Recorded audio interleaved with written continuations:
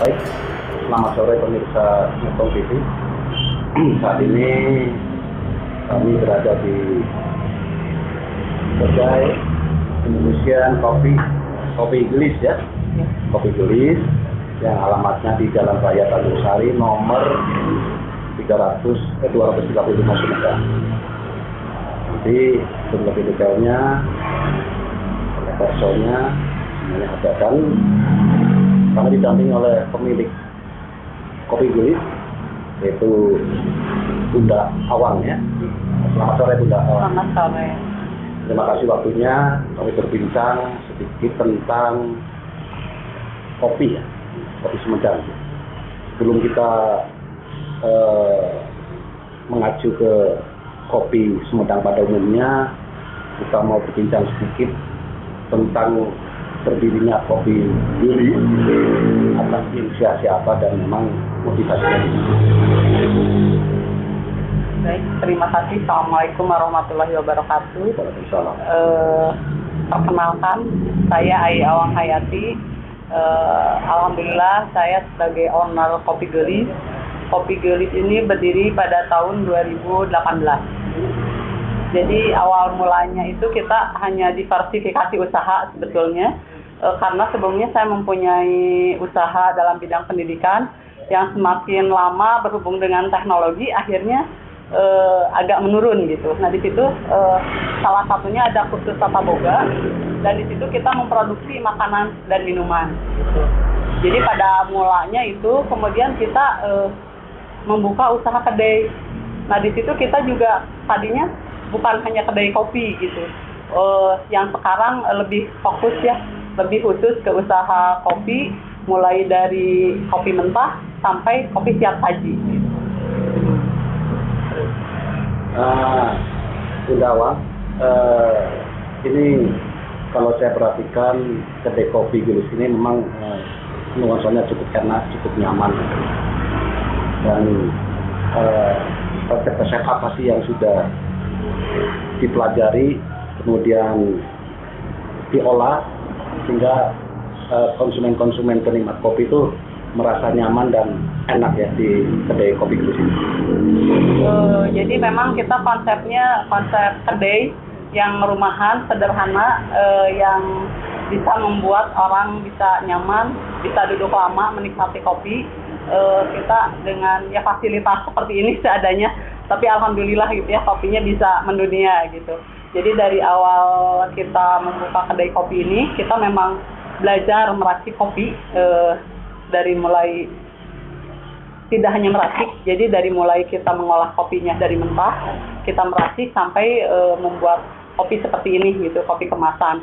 Jadi kopi yang disediakan di sini juga berbagai macam proses. Itu ada yang disaring, ada kopi tubruk juga, ada kopi yang di mix juga dengan susu, dengan rempah, dengan SKM gitu ya. Kita semuanya ada di sini.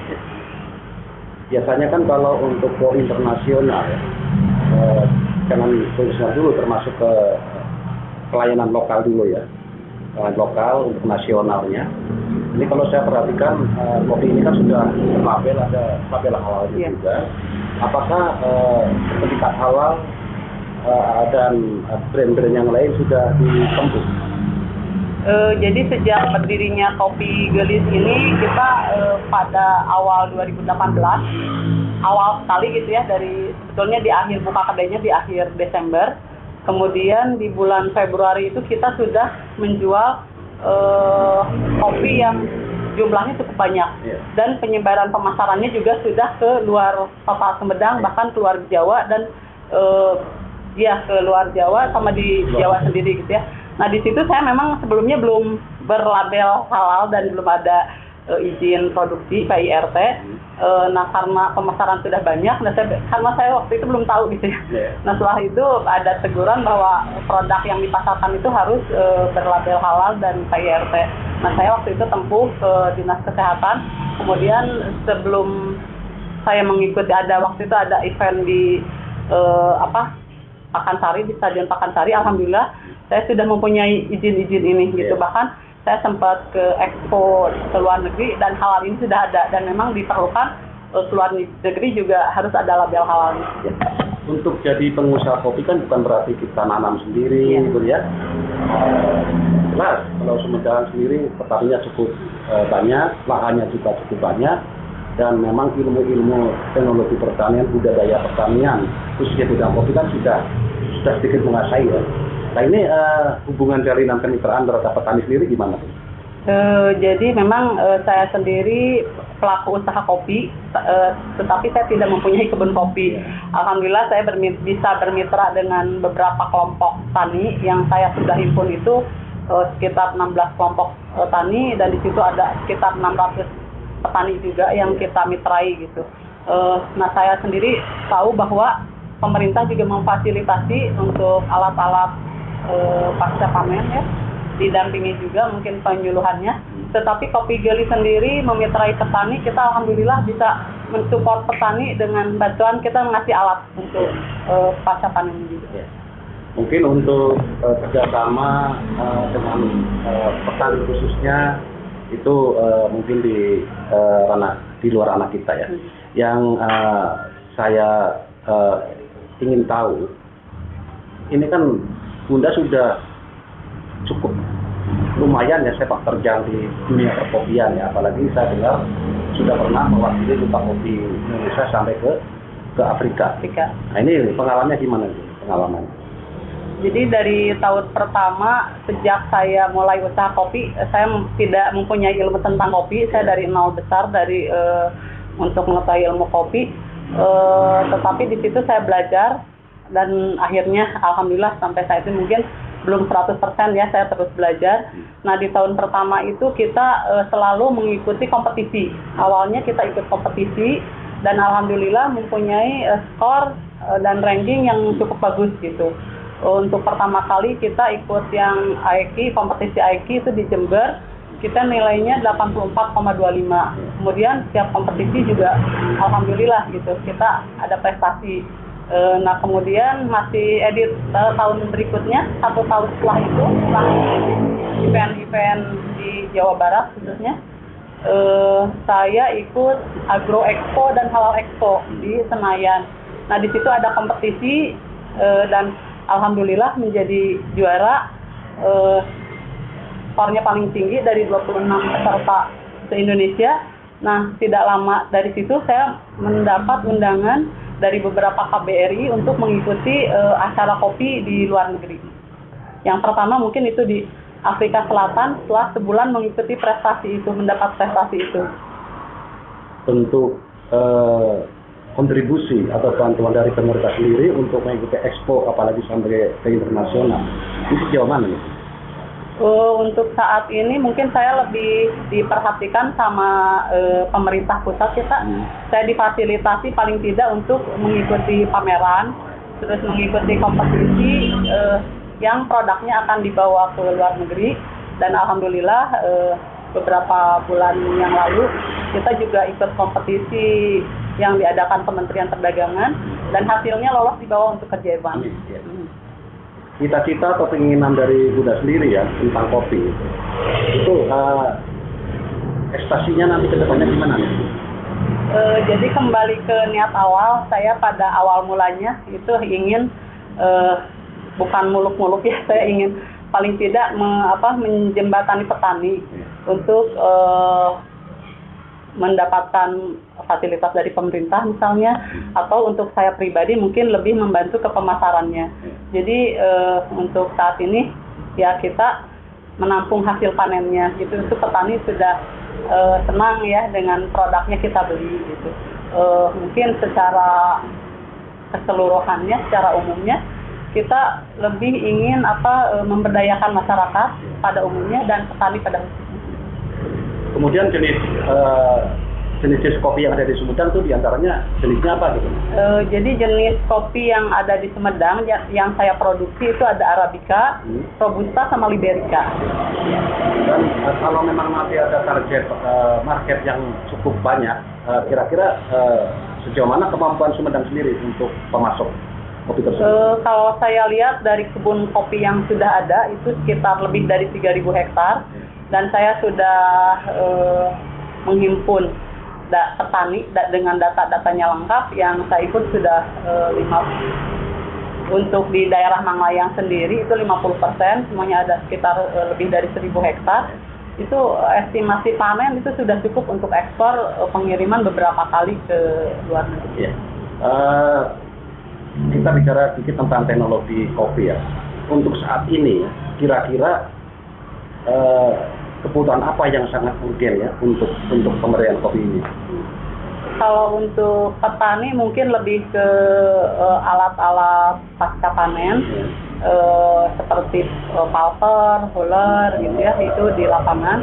Dan alhamdulillah kita juga menjembatani petani mendapatkan 1 paket unit pengolahan hasil kopinya untuk mitra kopi gelis. Itu ada di Desa Banyuresmi, sekarang sedang pembangunan malah. Terus untuk di hilirnya, mungkin saya lebih ke hilirnya untuk ovamnya. Kita mesinnya mungkin yang diperlukan itu mesin roasting, terus grinder, kemudian lebih penting lagi yang packagingnya, karena kita mempunyai keinginan untuk memproduksi kopi seperti kopi-kopi yang sudah diproduksi oleh perusahaan besar. Dalam kemasannya. Iya. Ya.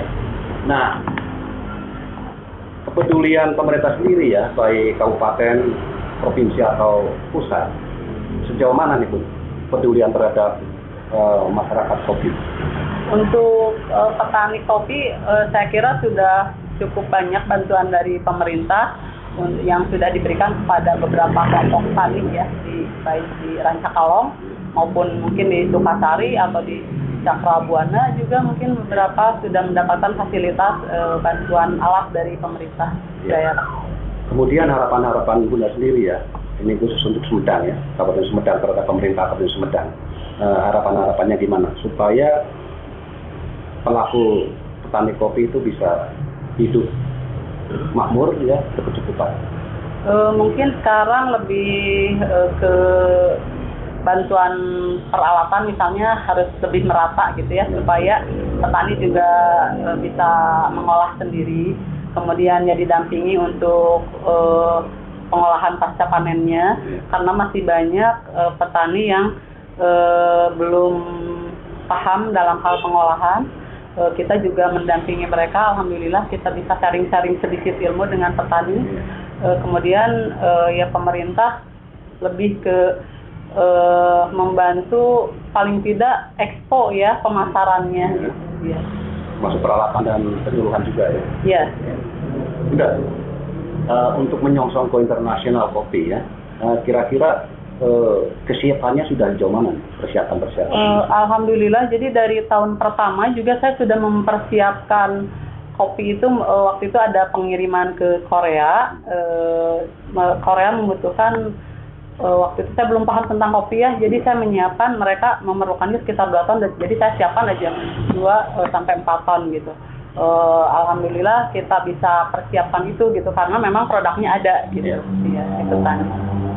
Nah ini pengaturan waktunya sendiri kan, ini Bunda kan di sini ada kedai kopi ya, kemudian jadwal untuk kunjungan ke petani, monitoring budidaya kopi sendiri. Ini gimana nih? Saya selalu menyempatkan kalau misalnya kita diundang sama petani, petani ngajak ke kebun, kita datang ke kebun, petani ngajak sharing untuk ilmu pengolahan, kita berikan ilmunya yang kita tahu gitu. Alhamdulillah. Jadi kadang-kadang juga petani habis dari kebun setelah maghrib biasanya ngumpul juga di sini, ngobrol-ngobrol di kedai ya. Harapan-harapannya terhadap pemerintah ya, tidak hanya penyuluhan pembinaan, kemudian bantuan market, ekspornya, kemudian teknologinya. Ya. Ini harapan-harapan Bunda sendiri terhadap pemerintah itu gimana? Ya mungkin bantuan-bantuan fasilitas dari pemerintah itu lebih ke pemerataan ya, karena banyak sekali kelompok tani yang saya himpun juga itu belum mendapatkan perhatian gitu dari pemerintah. Apakah Bunda sendiri sudah membentuk kelompok tani kopi ya, atau berupa kelompok petani kopi atau komunitas? Kalau kita mungkin lebih ke komunitas ya. Saya sendiri Kopi Gelis bermitra dengan ratusan petani. Mungkin saat ini masih ke ketua, ke pengurusnya di kelompok tani, kita himpun, kita rencana lebih ke membentuk koperasi, gitu, supaya petani juga mendapatkan hasil dari cashback juga dari penjualan atau dari keuntungan dari yang bisa diberikan sama koperasi. Oke. Baik, terima kasih pemirsa. Saya sudah berbincang dengan pelaku usaha kopi, ya, promotor kopi, termasuk pelopor kopi Lapisan Sumedang. Sekalipun memang tetap kualitas, tapi tetap gigih, tetap semangat. Bagaimana beliau akan mengangkat petani kopi supaya hidup layak, berkecukupan, dan bahagia menikmati hidup. Terima kasih pemirsa. Barusan saya berbincang dengan pelaku usaha kopi dari awal, tadi sudah dijelaskan semuanya dari awal sampai akhir, dan ini kami akan bicara atau membahas tentang hasil panen kopi Kabupaten Sumedang. Udah ada berapa macam sih hasil kopi di Sumedang? Jadi jenis kopinya itu ada yang kita produksi ada 2 macam untuk sementara ini, ada Arabica dan Robusta. Kebetulan Libericanya kita belum ada stok untuk saat ini. Nah di sini untuk Arabicanya ada proses yang full wash, ada honey, ada natural, ada winey, ada semi wash. Nah ini proses kopinya satu macam kopi, cuma proses pengolahannya itu yang berbeda. Jadi kopinya masih itu juga dengan proses yang berbeda akan menghasilkan rasa dan aroma yang berbeda. Di sini juga ada kopi, ada piberi atau ini kopi lanang. Oh iya. Iya. Untuk membedakan kopi piberi atau kopi lanang dengan kopi yang lainnya?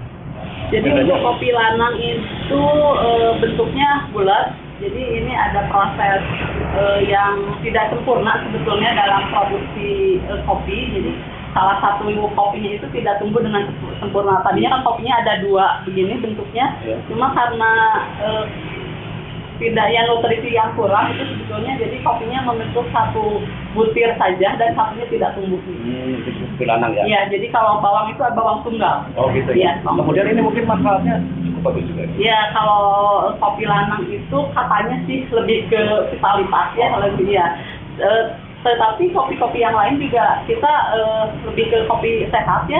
Jadi kopi di sini tidak hanya kopi gelis, kopi-kopi yang lain yang kopi asli itu mempunyai khasiat dan manfaat seperti tumbuhan atau buah-buahan herbal yang lain gitu.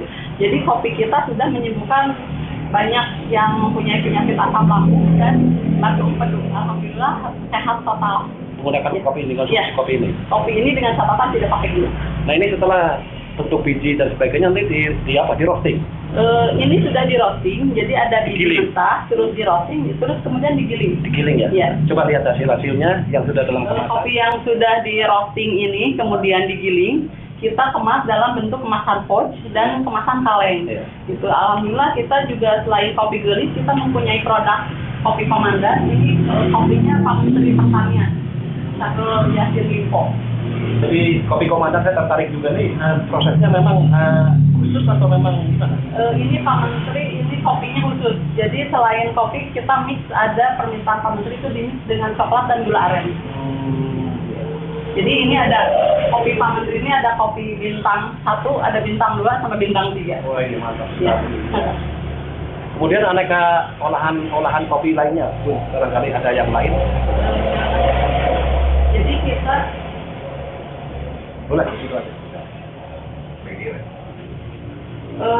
Jadi semua kopi yang kita produksi tidak hanya kopinya saja yang diproduksi, tapi kita memproduksi juga kaskara. Kaskara itu teh kulit kopi. Jadi kita bisa teduh seperti teh yang lainnya, dan aromanya itu mempunyai aroma fruity, ada aroma buah. Dan ini juga mempunyai khasiat untuk antioksidan dan metabolisme. Kemudian yang di kedai kopi gelis ini kita sudah membuat beberapa varian.